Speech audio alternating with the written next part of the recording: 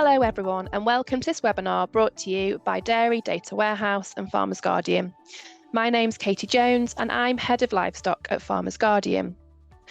Today we are going to be discussing transition cow disease, and in particular we are going to be looking at how Predicta Guardian from Dairy Data Warehouse can help farmers manage cows during the all-important transition period. So I'm delighted to be joined today by representatives from Dairy Data Warehouse. So I'd like to start by asking them to all introduce themselves. Armin, over to you. Thanks, Katie. My name's Armin Pern. I'm a veterinarian by training, and I'm leading the insights team. So we are working with artificial intelligence and develop prediction models for dairy farmers. And Fernando? Thank you, Katie. Good evening, all.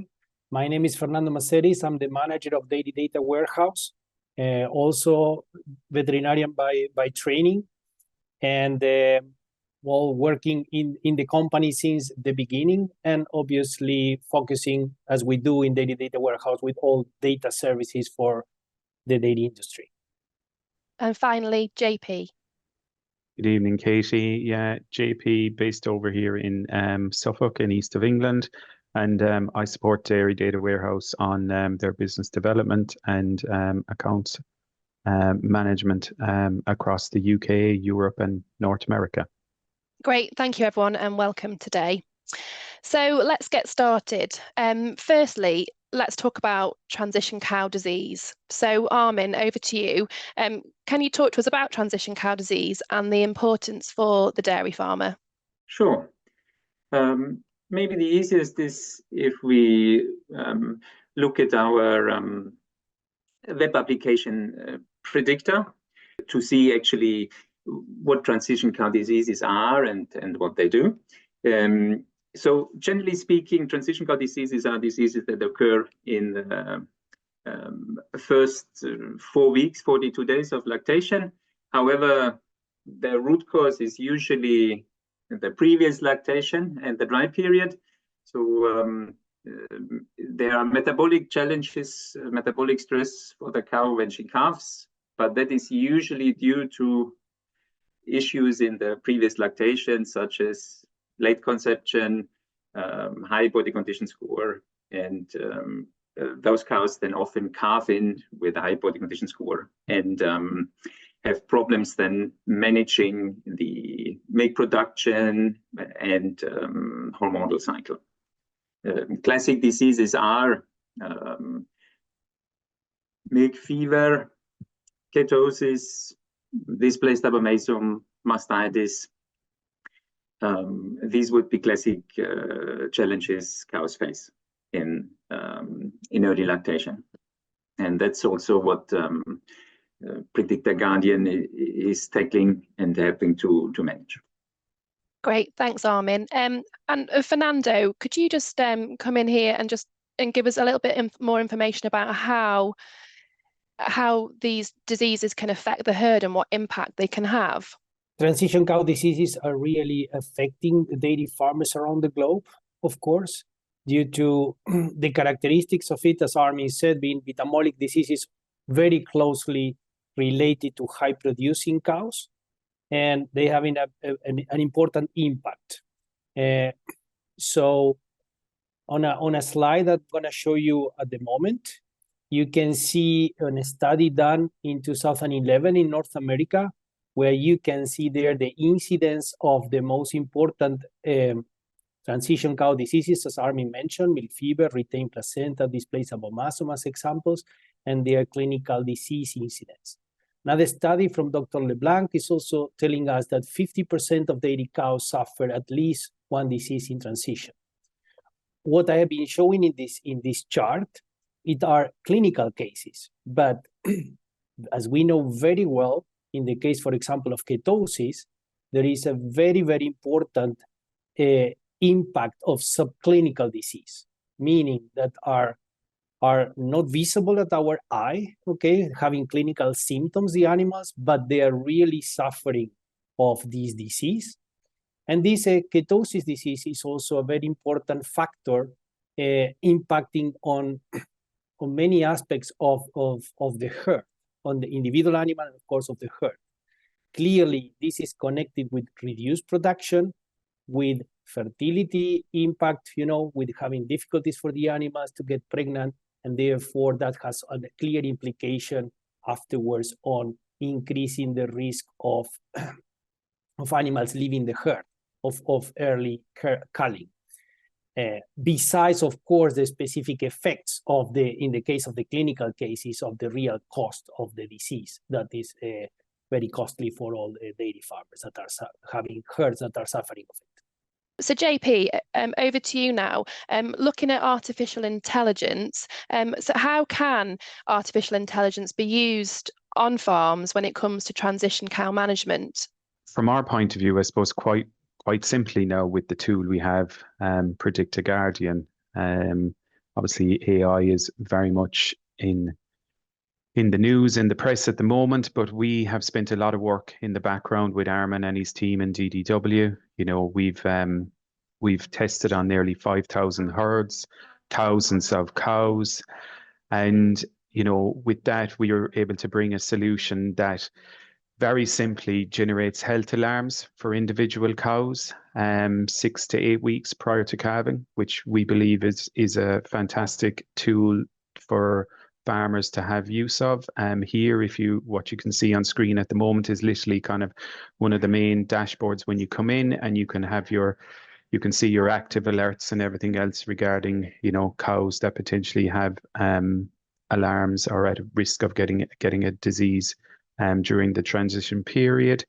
And no doubt we'll delve into that more as we go through the webinar. One of the fantastic things is also it's obviously a digital tool, so there's no need for any existing software, no need for any hardware, and also the way the alarms can be delivered can be done by either email or by WhatsApp. So again, it's trying to really make the adoption of cutting edge technology, as in AI, and really sweating the data the farmer has on their herd on farm, but making sure that the mode of delivery is very, very, very easy for them to actually take actions with it. Thanks, JP. And Armin, just drilling down into more of a detail on AI, how can it be used to improve animal welfare, reduce culling rates, and improve milk production? So it's not any different with most other diseases. Prevention is better than cure.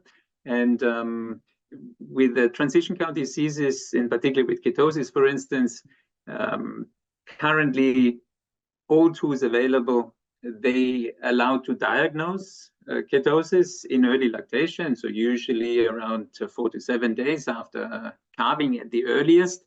However, that is already 6 weeks too late. Ideally, animals get preventive attention already around dry off, or in the early dry period, because then the negative consequences can be largely avoided. And AI is a tool that allows exactly that. It recognizes patterns a lot earlier than humans can do that. It's looking at the previous lactation, previous conception dates, and the shape of the lactation curve, as well as historic health events. Taking all of that into account, AI can then recognize these risk factors and express them very, very early on, and help farmers drive the prevention investment towards the animals that need it the most, thereby optimizing not only cost, but in particular disease incidence, transition cow disease incidence, animal welfare, and of course, other factors such as milk production and fertility. And Fernando, how does Predicta Guardian actually work? How does it flag up these at-risk cows? Absolutely. So Predicta Guardian has several algorithms that are in the DDW cloud. And as JP mentioned before, when the farmer is getting connected to our system, we are processing the data on a daily basis coming from their herd management software, the data of the cows. And all this information related to the reproduction events, to the milk production of the animal, previous diseases, and several other pieces of information are used by the Predicta Guardian models, okay, to then forecast the risk of an animal to get any of the diseases we work with in the following lactation. What I'm telling you is happening at dry off time of the actual lactation the animal is in. So let me show you how, at least in our webpage, looks like these active alerts. You see here those animals that are in these respective tabs are individual cows that are having a specific information. And of course, there in the different colors, we have what is the alarm type or the health event risk that is flagged by that specific animal. So then the farmer with the veterinarian can absolutely define, based on these animals having a certain risk that we will tell you later, show you in the tool, it can also be configurable on a certain level. It's then decide together, as I said, together with the advisor, what are the preventive procedures that should be done to be able to avoid these animals as suffering of these respective diseases on the next lactation. That's how the whole system works, and that's how we are using artificial intelligence for the benefit, in this case, of the dairy farmer. And Armin, can you tell us how good this tool is to assess these at-risk cows? How reliable is it? We've developed, trained, but also tested and validated the model, as we mentioned, at around 5,000 cows, as JP mentioned, 5,000 herds, as JP mentioned. So that allows to precisely and accurately assess how accurate the tool is. There is, of course, not that easy to predict the risk of animals at dry off, so 6 to 8 weeks prior to the actual disease event. So there's a lot of biological uncertainty in it, but we know the performance of the model, and in conjunction or combination with knowledge of the incidence, AI can tailor-make the or customize and personalize the model to the specific farm, and provide the best setting for the tool on a given farm. In a nutshell, for any herd that has a disease incidence of ketosis, for instance, above 15 to 20%, and in the UK that would be most farms, the tool will provide a positive outcome, an economically positive outcome, apart from, of course, also the welfare and aspect. But so the economic performance on the farm using AI is positive as soon as the incidence is over like 15%. Great, thank you. And JP, can I bring you back in here? Could you tell us a little bit more about Predicta Guardian and when it was introduced to the market? Yeah, so obviously the team in DDW have been working in the background, developing the tool, developing the solution. So there's been a number of years of obviously working with all of those test herds and cows. And we obviously started with a lot of, let's say, I suppose, trial pilot farms in 2022, but we really, I suppose, launched Predicta Guardian in 2023, where we're now up to about 300 plus herds across Europe and North America. And they vary from farms with, let's say 60 to 70 cows right up to, 1,000 plus cows. So I suppose the beauty about Predicta Guardian is its adaptability in the sense of where it can go. It's not reliant on software, or it's not reliant on hardware, or it doesn't doesn't matter what size the herd is, so to speak. So if I was a dairy farmer and I wanted to start using Predicta Guardian, what support would I then get from you guys? Yeah, so that's a very good question. So obviously, once the farmer is enrolled and they permission their herd data and we validate it, we then ourselves in-house can have a look at it. And if the farmer wants or needs, we can send a video, which we've done with a lot of farms where, the team have a review of the data and give a little overview of what they're seeing themselves. But one of the great things about the tool is that you can involve your vet or your nutritionist, because you can add them in as a secondary user, or even your herd manager or any other members of the team. So they can actually get access to the alerts, or to the cows, that are being alerted to, that are at risk, and whether that's, let's say, a weekly email or something. So I suppose from our experience, in some ways, the best way of utilizing Predicta Guardian is involving the team that are supporting the farmer on the ground, and that understand, let's say, the protocols that are happening on farm. But from our point of view, I suppose, look, we've got going on nearly, as Fernando said, we're heading into 11 years of experience looking at dairy cow data on a daily basis. We ourselves are able to have a look and ideally provide a video solution. We don't necessarily go down the farm driveway, because obviously we're trying to make it as cost-effective type tool. So really, digital support, I suppose, is a very simple answer, Katie. Thanks, JP. And also, what would a dairy farmer need to get started? Are there various permissions that need to be granted to make sure that this data is getting to you? I know it sounds silly, but internet, in the sense of we need to get a connection. So we're able to get that permissioned herd data every 24 hours, because basically Predicta Guardian runs every 24 hours.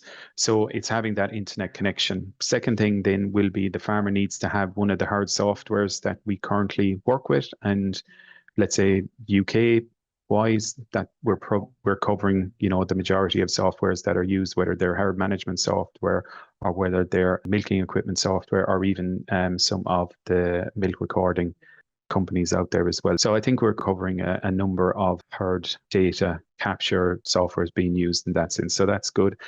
And really, it's a case of enrolling the farmer. We probably need about 2 minutes, 3 minutes of their time. They get an email from us where they can click on, the terms and conditions. I think one thing to stress here, Katie, is look, the data is the farmer's data. And they're only permissioning their data for DDW to, let's say, process to run Predicta Guardian. And I think, it goes nowhere than that. And the other thing is, obviously, they can offboard themselves at any given time. And our process really from there is just, we run, how would you say, monthly invoicing. So it is a very simple process. Again, some of the things I suppose we focus in on is, you don't need to buy any new software. You don't need to buy any new hardware.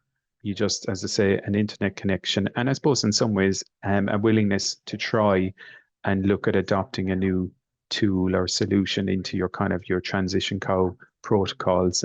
So I think in some ways, probably once you've got an internet connection, maybe an openness to really working with AI, and just maybe a tool that can support your herd and get the best out of that data that you're capturing on a daily basis. Thank you, JP. And Fernando, JP mentioned the data, and that data not going anywhere. Sometimes there can be a nervousness around AI and giving your data to someone else. What do you do to make sure that data is secure? Yes, a very important question, of course. First of all, very important thing JP said was that the owner of the data is the farmer. So that's clearly the first stepping stone into this discussion, right? Then starting from there, the farmer decides to whom to share the data with. In this case, he's sharing the data with us, okay? As we said, on a 24 hours basis to process it for delivering this service back. Obviously, then the farmer can decide to connect some consultants into the tool, that they will also be getting the alerts that he is getting. And that is 100% of the decision of the farmer, and is done by the farmer in the tool. So we are not even involved into that part either. So it's totally under the control of the farmer. The other thing is that anyone stop at any moment in time. There are no minimum period of time to be, tying up time. Nothing of that is like that. So farmer can decide to stop at any moment. As the JP said, going precisely to the data security piece, of course, we try to do as much as we can on best practices to guarantee as much as we can the security of the data going into our servers. But it's important to say that it's not shared with anybody that the farmer is not deciding to share it with. So again, the farmer remains the controller because he's the owner of that data in our platform. Thanks for that, Fernando. And Armin, over to you. We've heard lots about AI, but why is AI better than some of the traditional common practices that farmers are already using to combat transition cow diseases? And perhaps you could outline some of these practices that are already used on farm. Yes, indeed. Farmers, of course, are already dealing and trying to manage transition cow disease. In general, the decisions are often made intuitively, a gut feeling, and in many cases too late, meaning when the disease is already occurring. So what AI really can bring here is a data-driven approach. That means, firstly, AI can recognize patterns very early, so farmers are now able to prevent rather than treat, prevent early around the dry period. It also allows to use the prevention investment a lot more wisely, meaning targeted at the cows who need it, rather than, for instance, treating all the cows preventatively or only the cows that are really already in very bad shape around dry off. So AI brings a rational data-driven approach and helps to optimize the prevention investment, and it allows to act a lot earlier. Maybe let's look at just a few example animals. If we navigate to the alerts. So here that would be, for instance, an animal that has been flagged by the model as having a risk for ketosis and mastitis. If we look, right, that is an older animal, parity 6. And if we look at its history, so this would be its previous lactation. That's an animal that took 1, 2, 3, 4, 5, 6 inseminations. It finally conceived in days in MIG 215. So this animal will have a very long calving interval, way over 410, 420 days, so way beyond what we'd like to see. So this is an animal that should not experience actually a dry period without prevention for ketosis, for instance, here. It should not actually calve in without having experienced prevention before and run into ketosis and a negative fertility cycle, because the next lactation will be a problem again if we look at the history of this animal. So if we kind of open the last 5 lactations, we see that instead of moving up, let's say after the first lactation, a higher milk yield in the second and then in the third, this animal had already problems in the second and third lactation, then kind of recovered a little bit in the fourth. In the fifth lactation, we can see, well, in early lactation, looks like there was a problem. There were some health events here in the green. So we had retained placenta, had as various transition cow diseases, metritis, retained placenta, that then led to challenges with fertility, and this will trigger off a negative downward spiral for this animal. Though these animals should be flagged, identified, and not only the most obvious ones, but all of them ideally that have high risk. And AI is a wonderful tool to do that reliably with every animal that comes to dry off, to have a data assessment without the need for the farmer to actually plow through all the individual data sets. So JP, there's obviously a lot of data being crunched by this AI tool, but for those farmers that perhaps don't want to delve into the detail or just want to know certain things, what can they do and how can they access the alerts?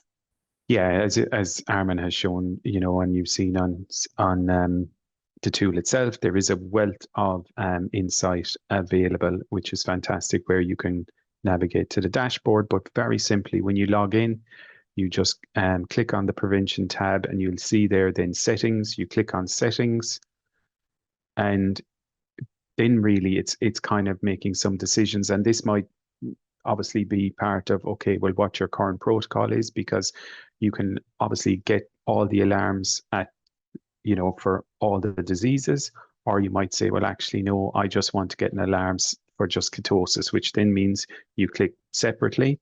And then from there, then, and we'll take this example, let's say of ketosis, we just then go, okay, how many days do you want it before calving? So when do you want the alert? Which again, you can obviously decide that yourself. So let's say we leave it at 30 days. And then you've got, let's say, the model configuration, which is set at the moment at express and medium. And as it's set as it is, you can see, let's say, the number of estimated alarms and everything else there. You can also obviously adjust the sensitivity. So you can see roughly potentially for this herd, you're going to be getting about 9 alarms per month. So I think, again, it's farmers understanding, okay, I'm going to be getting 9 alarms per month. Okay, how am I going to manage those cows? And therefore then the next thing is, okay, I click on notification settings where there's edit. And it's very simply, do I choose, okay, I want it by email or I want it by WhatsApp? The majority of farms we work with, it's WhatsApp. And then you literally input your mobile phone number. And one of the beauties about the tool is, when we spoke to farmers, let's say at some recent shows we've done, is that, let's say, oh, when are you drying off your cows? Oh, I usually do it on a Wednesday. Great, fine. We'll set the alarm that you have it every Tuesday or Wednesday morning, depending on what you want, at a certain time, let's say between 8 and 9 in the morning or whenever. And then you just click OK and obviously save it. As well as that, you can obviously add a secondary user as well there. So if you've got a herd manager or you've got another member of the team, you can just basically add them in there. So it's a very, very simple way to get set up in the simplest form. Just add your mobile phone number. But again, we're here to help during the onboarding phase, and we can support in talking through that, just understanding, okay, well, actually, what really do you need, or what you want to get out of the tool. So again, I think it's going, okay, how do I want this to really support my transition cow, I suppose, protocols on farm, and then just understanding then, okay, how many alerts potentially will I be getting, and then what am I going to do once I get that alert? So yeah, so pretty straightforward really, in that sense. So Armin, would it be fair to say that there was a certain degree of underreporting of transition cow diseases in the UK? And perhaps, if you would, you could give us an example of what a UK dairy herd status might be. So inside the application Predicta Guardian, there is a tab called Herd, and their farmers and their consultants, their veterinarians and advisors can get a very quick overview of the situation in the herd. So that's a 200 cow dairy herd in the UK.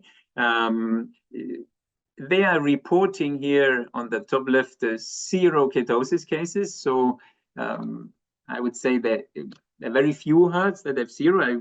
I would dare to say there is not a single herd that does not have ketosis, at least to a certain extent.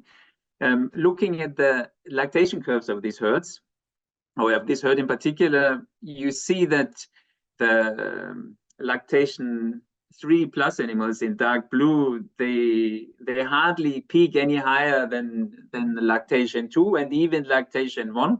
So one of the elements we look at here is a big ratio. So how big a difference between lactation 1 and lactation 3+ peak. So lactation 3 animals here in this herd clearly have a challenge. They are not really getting going, and transition cow disease is always a good candidate to explain that, why cows are not peaking, not actually bringing their genetic potential on the road. Transition cow disease is often a fertility challenge, so these herds often have then irregular fertility pattern or long calving intervals. So the green bar is what we'd like to see. That this herd does go over it in several months. And if we look at the dry animals present, well, it's kind of these waves, these fertility waves. It's not a seasonal calving herd. This is an all year round calving, but there seems to be some challenges. So looking at all of this, there is a high suspicion that cows are not always getting pregnant, and that particularly lactation 3 animals are not getting pregnant. So there are various angles the farmers can here quickly have a peek together with their advisor.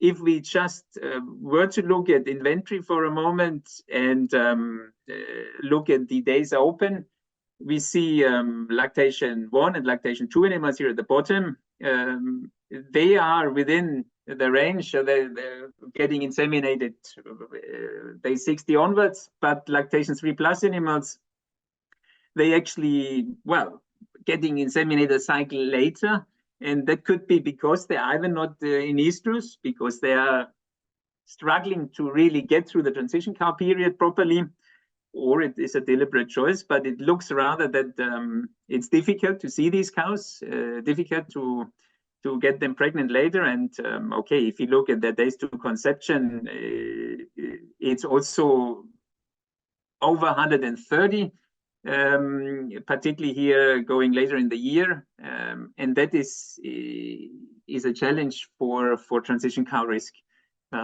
So again, if we look at the health performance here in early lactation, no ketosis cases reported. It's very unlikely. And so if we ask AI in this case, Predicta Guardian does flag various animals here in this herd to be at risk for ketosis. And we've looked at that earlier, why that is. So that can be several inseminations, conceiving late, having transition cow diseases, accumulating risk factors. So this herd certainly could benefit from ketosis prevention and let's say a data-driven transition cow management. Thank you. And finally, a question about cost. Obviously, cost is something that all dairy farmers are keeping an eye on. So could you give us an idea of the costs associated with Predicta Guardian? Yeah, certainly. And obviously cost is always paramount, managing on farm. So for us, we run a model very simply like Netflix. So it's a monthly payment that we charge, let's say kind of a herd per cow fee. If we take the example, let's say of 300 cows in the UK, you would be looking at a monthly fee of just under £56 a month for the herd.